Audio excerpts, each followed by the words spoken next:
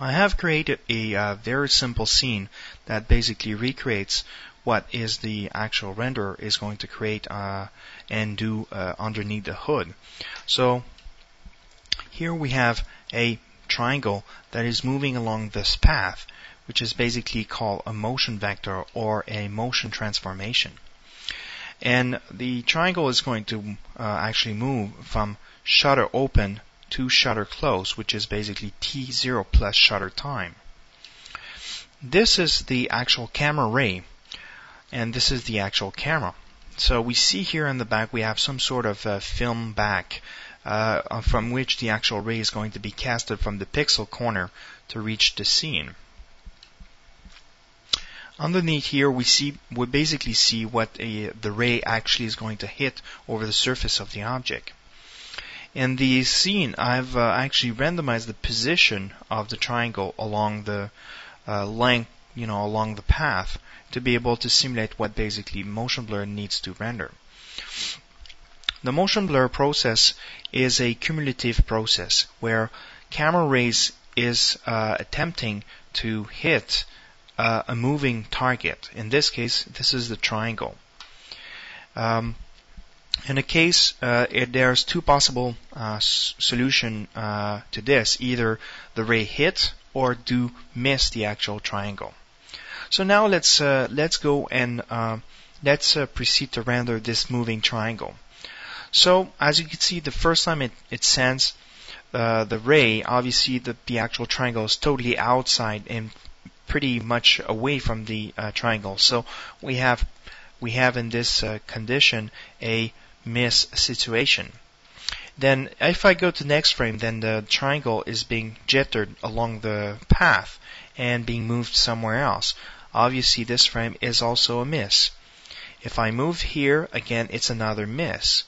Then here what is happening is I do get a what we call really a hit. So if I zoom in right here, the hit is going to occur really at this position on the triangle. So at this particular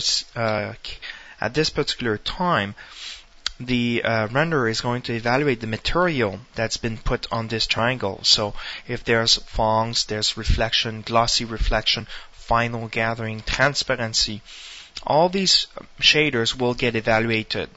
So you can see that now if there's a very fine glossy reflection, for example, then obviously it's going to cast many rays in the scene, and that will actually take time to render.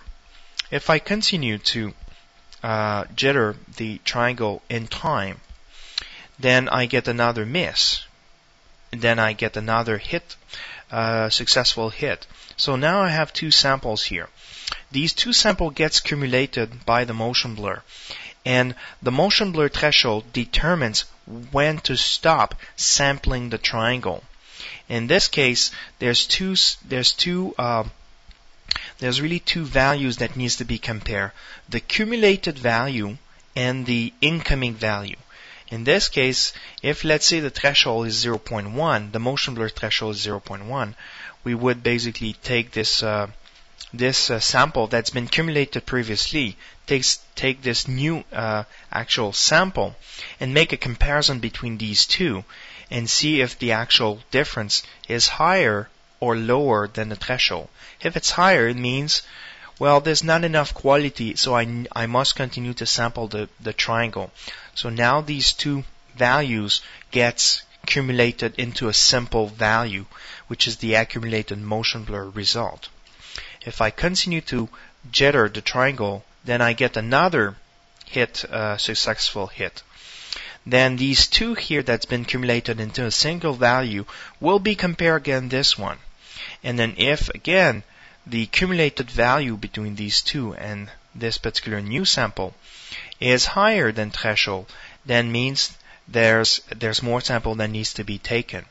If the actual difference between this one and the accumulated result of the two previous samples are lower, it means that we did reach the actual quality.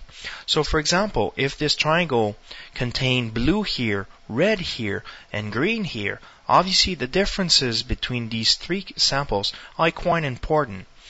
In a case the triangle has been constant shaded, where it's basically white or a constant color throughout the triangle, then obviously the difference between this one and this one and this one is quite minimal. Chances are that for a constant shaded triangle, it will simply stop the actual recursion. In this case, we haven't successfully accumulated results, so we'll continue to jitter the triangle. So we get a miss, miss, hit again. So now we have 4. Again, these 3 samples here gets accumulated, and compare again the new one. And this thing will go on over and over and over again. So let's say we have, here it is.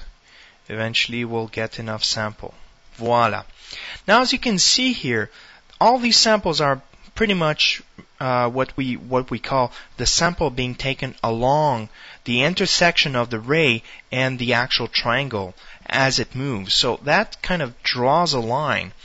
The idea is to actually sample enough points along that line here to be able to get a good sense of what the actual triangle contains. It is possible that this triangle may contain, for example, 4 key textures. So obviously we need to sample a lot to have a very precise and good recreation or reconstruction of the motion blur.